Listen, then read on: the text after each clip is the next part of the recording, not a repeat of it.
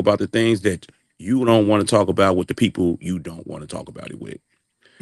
First on the agenda, the great fight we saw last night with Canelo Alvarez and Terrence Crawford. Terrence Crawford pulled off one of the most amazing, I think, one of the most amazing victories in boxing history, becoming a three-time undisputed champion. I mean, I'm super excited about what happened last night. I didn't think he was going to do it. I bet against him. You know, Canelo's in my top five. What do you think about it? I felt the same way. I wanted Crawford to win, but for some reason I can't bet against Canelo, man. He's a dog. But I feel like he put off upset too. But I mean, what I seen last night, the motherfucker was hitting that nigga with body shots. The nigga wasn't going. He wasn't going. he was taking it. He was taking them blows like it wasn't And he nothing. was delivering. He was standing there boxing. You see, that's that shit you was talking about. Mayweather be running and shit. Nah, nigga, that's just boxing, nigga. Let this nigga get this work. I mean, it's similar, but it ain't the same. It's similar in a way that his defense, the way I remember when Mayweather fought Canelo, they got about the same defense. But to me, Floyd didn't take as many chances as Crawford did. Like he stood in there and he was throwing the exact same power behind his punches. But he So took some shots too now. he took some shots. But see, that's the thing about Floyd. Floyd gonna stand there and beat your ass, but he not gonna take them shots. That's what I'm saying. That's the only difference I saw. I love the fight though. That was one of the best fights I've seen since. I think that was a boxing lesson. That right was there. that was a good fight. I ain't had to see a knockout. That was a good Canelo ass. He had this up and down shit, man. That nigga had this up and down shit he was doing. But when he came up and Crawford came back off of it, slipped, he was expecting to come with the right hand. Man, he caught that nigga with that check hook. Man, Canelo looked at that nigga like, man, nigga, that was mean, nigga. That was good. Yeah, he had Man, that he look like, on his nigga, face. that was mean, nigga.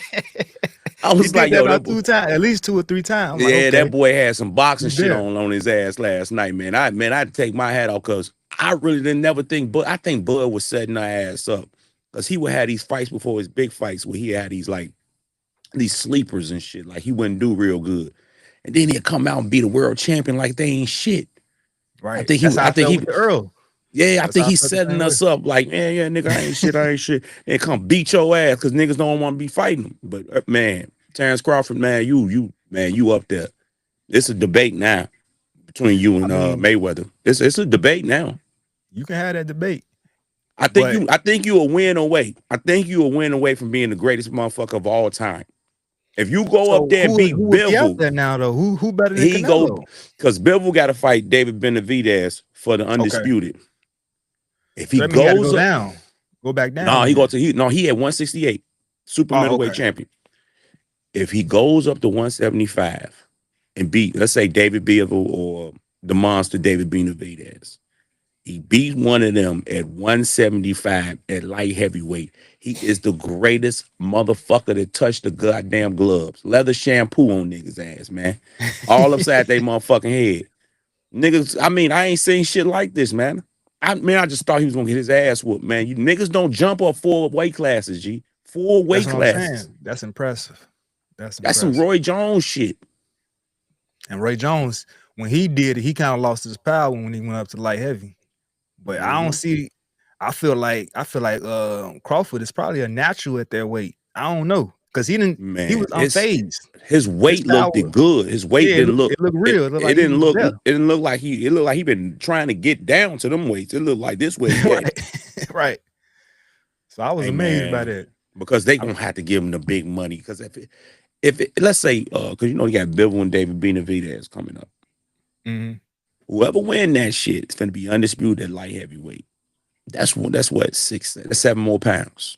So Crawford ain't really got that bag yet. He ain't really got the big bag like But nigga, that's the Canelo. biggest bag, the biggest fight. That's crazy, man. That's crazy. I'm nigga. I don't know. I think he can go up there and do it because I seen David Benavidez and I seen Bivol versus Crawford. Canelo. He ain't really whitewash him like this. That was a good fight, man. They So had 115, 113. That shit was crazy, man. that's what amazed me. I'm like, how you see this 115 and 113? Crazy work, man. With that said, we what we touched on, like his next fight and stuff like that, and Hopefully his next fight, yeah. and so we'll get back to that though. But what we got today is we got Mac Bosses up there in Detroit watching the Bears take on the Lions. What's your take on what the Bears is doing right now? And it's been a lot of hate on Caleb Williams with Colin Cowherd, and it's just been a lot of just like this nigga second year with his third offensive coordinator. Give the brother some chance. So what you think? Right. I know you ain't. I know you. He only was in what 18 games, 18 games. Right. Yeah, 18 games. He played every game last year. I feel like it's a huge overreaction to one game. You know what I mean? One, he looked better than a lot of quarterbacks out there. They are like CJ Stroud, for instance. He looked better than a lot of quarterbacks that they already had to not self-proclaim, but to proclaim, oh, this is the next one. You know what I mean? For some reason, when he do little better than average, he gets low. He gets the criticism. But when somebody like Jaden Daniels or even CJ Stroud do worse, it's like, oh, that was just a bad game. Why can't it just be a bad game for Caleb Williams? Because he didn't have a bad game. Pat Mahomes was like 40, like 28 or 40 something like the last game. Like, this is a world champion. Motherfuckers miss. People miss on the balls. It's just it's a lot on them. It's a lot on them. It's a lot on. It's a lot on them, man. I wouldn't trade this man for nobody. Nobody. He's so young. He's athletic. He's willing to learn. I ain't had no quarterback like this. I feel like I don't like pointing fingers, but I feel like a lot of the blame was on penalties and that right side of that line. Not get the man a motherfucking premier running back, man. Darnell Wright, because they couldn't block for run. Like the center or the right guard couldn't help in the run game. They was playing against the number one pass defense in the league, man. That run defense, that Minnesota shit, y'all niggas underestimate them. Niggas is decent. Decent. Right. They did their thing, but I thought the defense let up on us. I thought not having Jalen Johnson in our corners and TJ, man, we didn't have TJ either, man. TJ was huge not having him.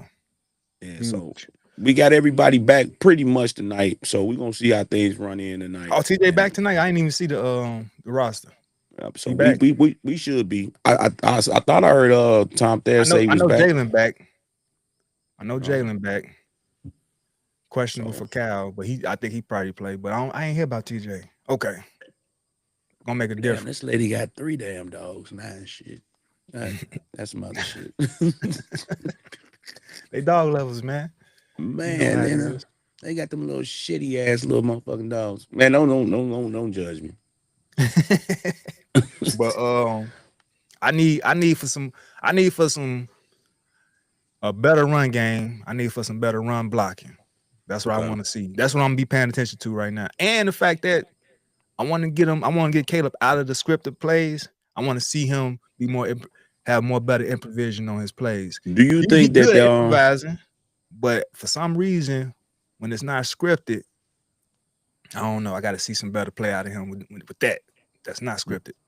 All right. Do you think that the Bears should tailor some of the offensive plays towards what Caleb do best instead of just all this play action? I understand that's the crazy thing about play action works if it worked.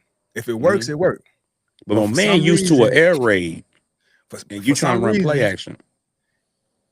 Ben Johnson, first day on the job, said he's tailor making the offense, and I didn't see that. I just didn't see that the first game. Like this don't look. I see the same on Detroit play action shit, and I told you, the nigga called that play action shit against the blitz a couple of times. I said, "Damn, if you want a shotgun, you can see this shit. He darting these niggas. He got to turn around and come back. All that shit. They catching him. He running out the damn back of the way, splitting this nigga, jumping this way. This nigga was out there on some magician shit, getting away from all them damn. Works. Do you understand? They didn't sack this nigga. No, really. He had one sack because he just made a mistake, stepped out of bounds. And then they didn't really sack this nigga, and they was on his ass. And the nigga didn't throw no interceptions or nothing. And that's what a lot of people don't talk about. Caleb don't really throw that bitch away, though. He don't throw that motherfucker away. When the last time Caleb got intercepted? You can't even remember. He only had 5 last year? Man, 4? You can't even remember. Man, that nigga Peyton Manning had 42 of them bitches the first 2 years. That's why I So said niggas got to understand the greatness though. we're gonna see it. We're gonna see it. I'm just giving them my thing is I'm gonna give them 6 games. I want to see 6 to 8 games and see if I see an improvement on the with the overthrows. Because for me, I get when Tom Brady said, actually Shannon Sharp said this too. If you throw it to my back shoulder, I know I got danger on this side. If you throw it to the right, the other shoulder, I know I can go and skirt it and be gone. It seemed like Caleb got to get better accuracy when he's doing that. Like you can't just lay it out all the time when you're going down the middle. And I feel like he was putting some of his receivers in jeopardy with them overthrows. So he got to really lock that down and just be like, all right, throw it low. If you see if you see somebody trying to take my head off, throw that mark low so I can, catch it on the ground and go down and not get killed. I feel like one of them plays, DJ Moore got crushed. I think he just got the wing knocked out of him because he came back. You know what I mean? But he got crushed trying to, go on the overthrow. So I think he needs to work on that accuracy. I think the line need to work on that.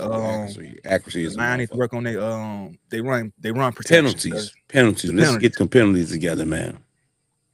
And I feel like if they correct those 3, which is easily coached and correctable, I feel like they got a nice little. I think they're gonna go 1-1. They're gonna be 1-1 after this game. That's what it is, 1-1. This is 800 North Sports. We out of here. This is almost game time, fam. Yeah, it's almost game time. I gotta check this chicken, man. We out of here, baby. We out of here. 800 North Sports, baby. Check us out. Yeah.